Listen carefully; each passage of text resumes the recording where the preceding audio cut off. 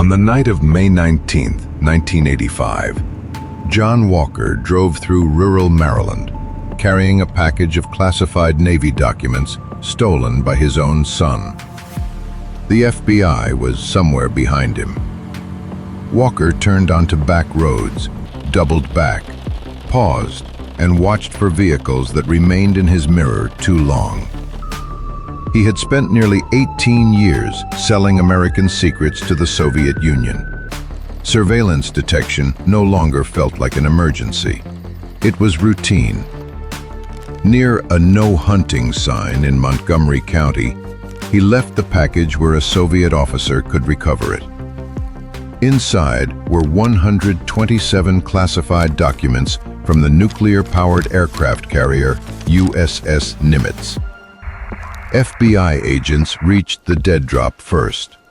Hours later, they arrested Walker at a nearby hotel. The evidence in the package would expose a network built from the people closest to him. An old friend, an older brother, and a son desperate for his approval. The ring survived for almost 2 decades because its members did not need to break into the Navy. The Navy had already let them inside. John Anthony Walker Jr. began spying in October 1967. At the time, he was a Navy warrant officer and communications specialist serving with the Atlantic Fleet Submarine Force in Norfolk, Virginia. He had worked aboard submarines, handled cryptographic material, and earned the confidence required to move through secure communications spaces. His professional record looked strong. His private life did not. A business venture had failed. Money was tight. His marriage to Barbara was unstable, and extra work did not solve the financial pressure. Walker wanted another source of income, and he possessed something a hostile intelligence service would pay to obtain. He copied a classified document, placed it inside his clothing, drove to Washington, and walked into the Soviet embassy. The decision was almost absurdly reckless. The embassy was watched by the FBI. Soviet officers treated unannounced American volunteers with suspicion because a walk-in could be unstable, dishonest, or part of a counterintelligence operation. Walker asked to speak with security personnel and offered to cooperate for money. The document he carried contained settings for the KL-47 encryption machine used in American military communications. Intercepted traffic without the correct key material appeared unreadable. Key lists, machine information, and access to the right signals could allow Soviet specialists to reconstruct protected messages. The KGB station chief in Washington, Boris Solomatin, recognized the potential. Walker did not claim to love communism. He did not give a speech about American imperialism. He approached espionage as a commercial transaction. That made him convincing. The Soviets paid him several $1,000s and arranged another exchange. Within weeks, Walker delivered more Navy material and received locations for dead drops around the Washington area. After those first contacts, the operation depended on distance. Walker placed film and documents inside containers disguised as discarded objects and left them at isolated locations. The KGB placed money and instructions elsewhere. Signals indicated whether a package was ready. The system reduced the chance that an American sailor and a Soviet intelligence officer would ever be photographed together. The Soviets also protected Walker's identity inside the KGB. Only a limited circle knew the source behind the information.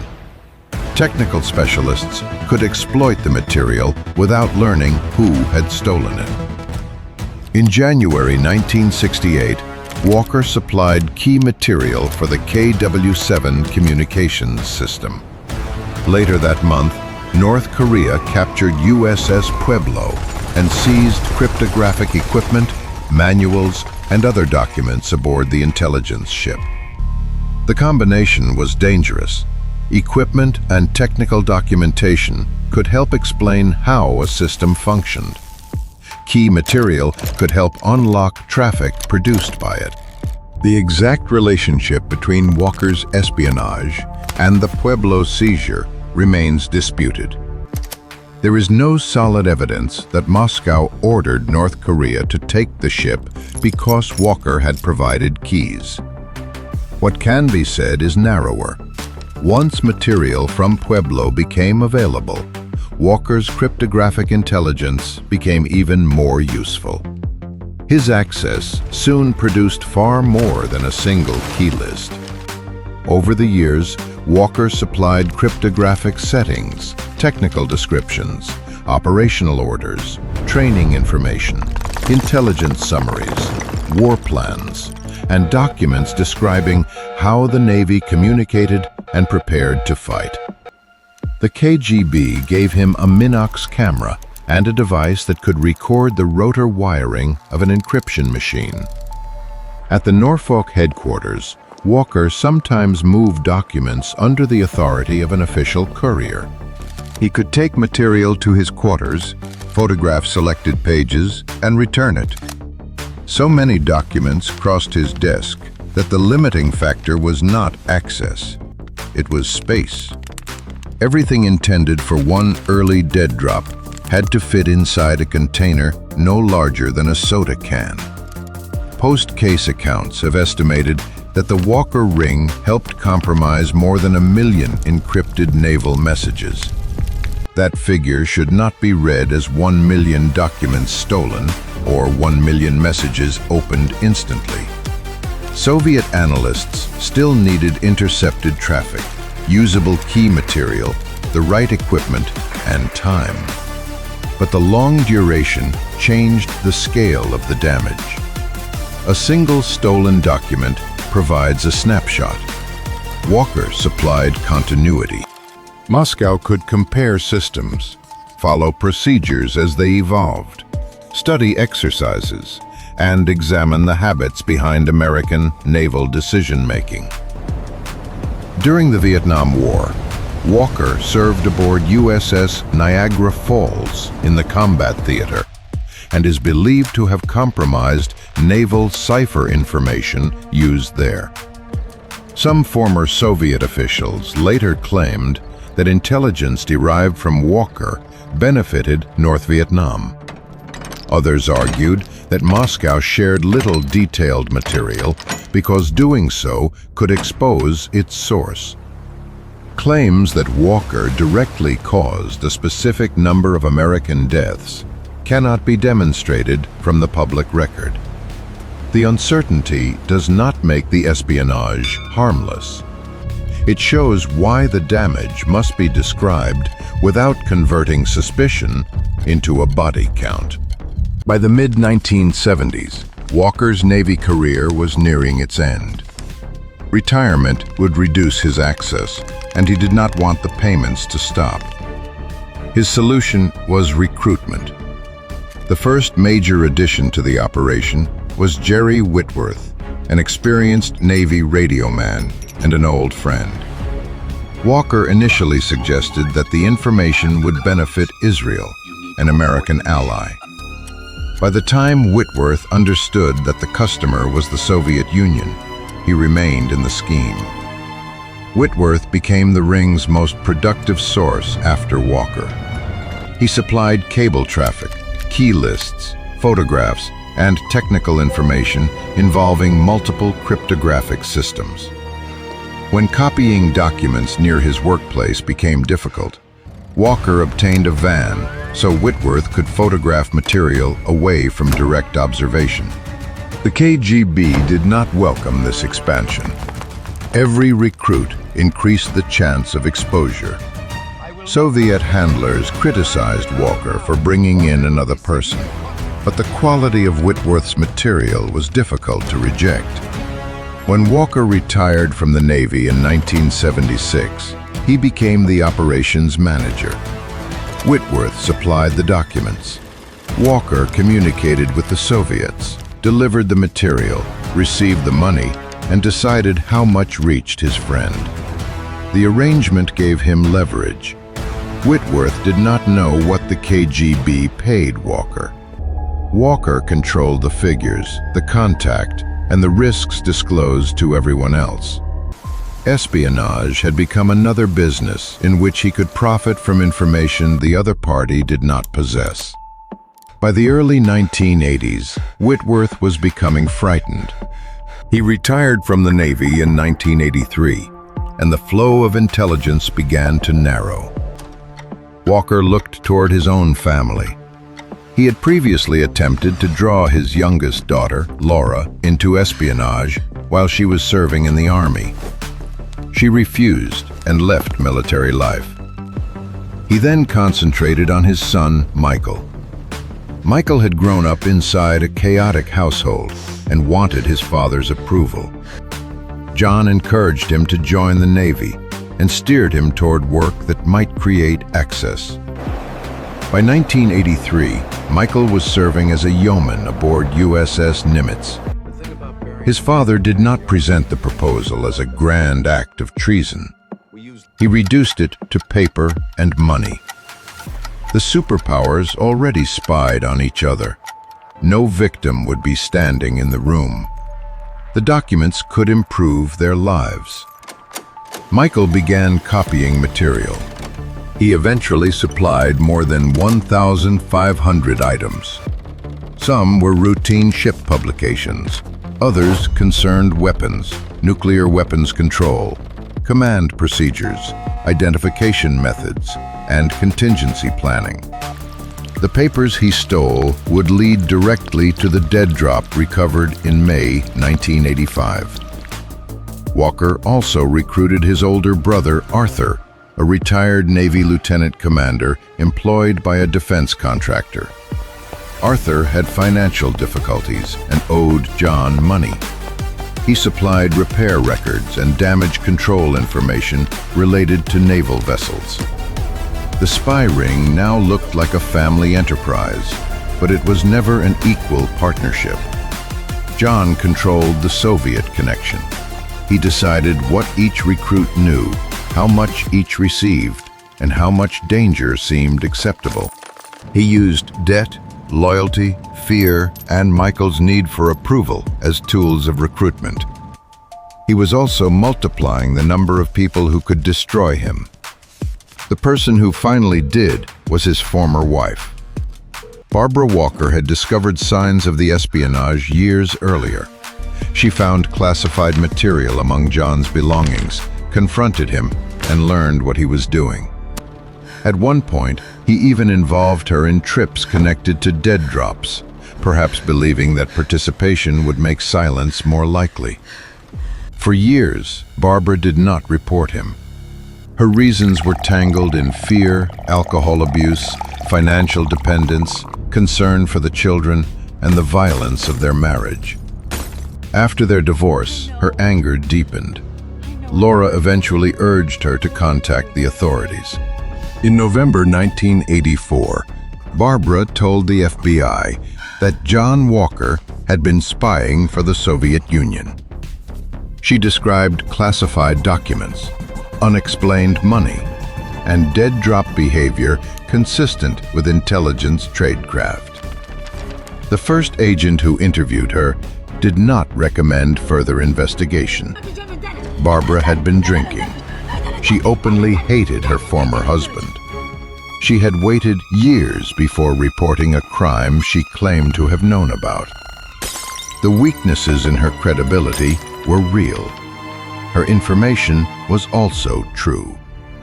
About a month later, an FBI supervisor conducting a routine review noticed the report and forwarded it to Norfolk because the alleged espionage centered in Virginia. Investigators interviewed Laura, who confirmed that her father had attempted to recruit her. The case received the code name Windflyer.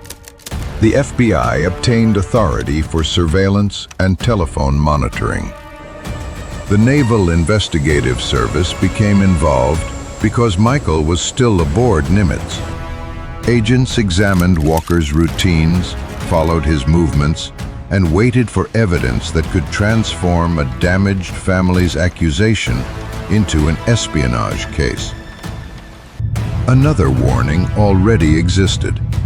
In 1984, Whitworth had sent anonymous letters to the FBI under the name RUS, suggesting that he possessed information about espionage.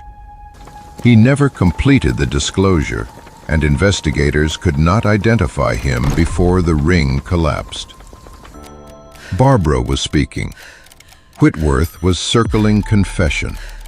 Laura had rejected recruitment. Walker had built an operation from personal relationships, and now those relationships were breaking at the same time. On May 19, 1985, the FBI followed him from Virginia toward Maryland. Walker used evasive maneuvers as he approached the Washington area. That evening, agents watched him leave a package near a wooded roadside. After he departed, they recovered the 127 classified documents from Nimitz. The accusation now had physical evidence. Walker checked into a hotel and waited for a Soviet payment he could not find. Early the next morning, the hotel telephoned his room with a story about damage to his vehicle in the parking lot. When he stepped outside, FBI agents arrested him. Within weeks, Michael, Arthur, and Whitworth were also in custody. John Walker pleaded guilty and agreed to explain the operation and testify against Whitworth. In exchange, prosecutors limited the punishment sought for Michael. John received life imprisonment. Arthur also received a life sentence. Michael received 25 years and was paroled in 2000. Whitworth went to trial and was sentenced to 365 years, along with a substantial fine. Walker died in federal prison in 2014. No public assessment can identify every message the Soviets read or every naval decision shaped by the intelligence. Some records remain classified.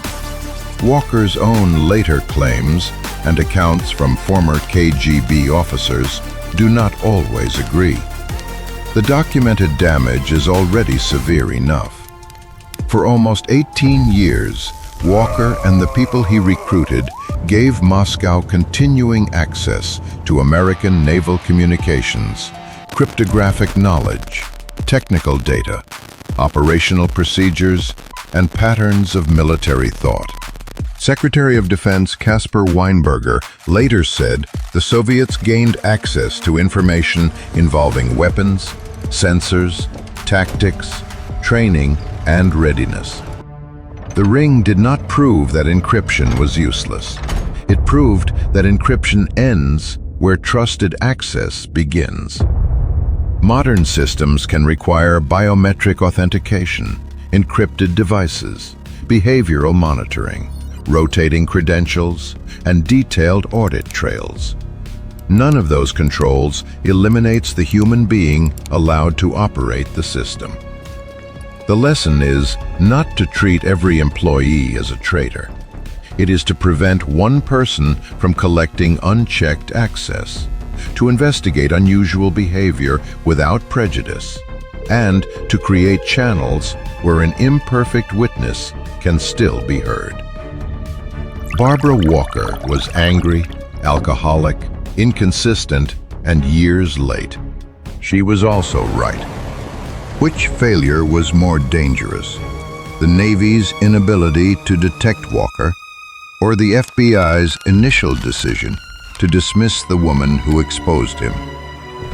Tell us what you think in the comments. Subscribe to the Modern Ledger Files and continue with our next Cold War case. Because classified systems can hide a secret, but the ledger records who sold it.